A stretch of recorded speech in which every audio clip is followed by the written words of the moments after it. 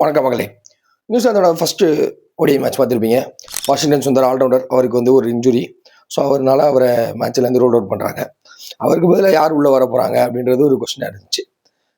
அது என்ன என்ன மாதிரியான ஸ்ட்ராட்டஜி இது அப்படின்னு தெரியல. இல்லை நமக்கு தான் தெரியலையா? எனக்கு தெரிஞ்சு நான் கிரிக்கெட் எனக்கு தெரியலன்னு வச்சுக்கிட்டாலும் கிரிக்கெட் தெரிஞ்ச 4-5 பேர் இருக்கு. நானும் கேட்டேன்.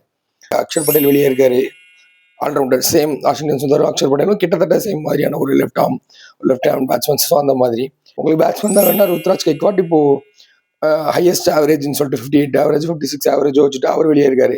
இதெல்லாம் விட்டுட்டு ஆயுஷ் பதானி எடுக்கிறதுக்கான காரணம் என்ன?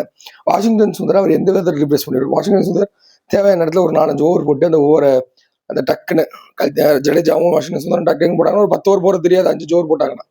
ஸோ அந்த மாதிரி தான் பண்ண முடியும். பட் ஆயுஷ் பதானி பேட்ஸ்மேன் மட்டும்தான். பேட்ஸ்மேன் ஓரளவு நல்லா இருக்காங்கன்றதான். ஹர்திக் பாண்டியா கொண்டு வெளில இருக்காரு. ஹர்திக் பாண்டியா கூட உள்ள கொண்டு வரலாம். உங்களுக்கு ஆல்ரவுண்டர் ஸ்லாட் தான் வேணும் அப்படின்னு யோசிக்கும் போது ஆயுஷ் பதானி ஹர்திக் பாண்டியா ஃபாஸ்ட் பவுலர், எங்களுக்கு ஃபாஸ்ட் பவுலர் நல்லா இருக்காங்க அப்படின்னு யோசிச்சிங்கனாலும் ஆயுஷ் பதானி என்ன மாதிரியான பவுலிங் போட்டு போறாரு, இல்லை எப்படி எந்த அடிப்படையில் லேட்டஸ்ட்டாக எதில் பெர்ஃபார்ம் பண்ணியிருக்காரு, எந்த அடிப்படையில் அவர் உள்ளே எடுத்துகிட்டு வரீங்க?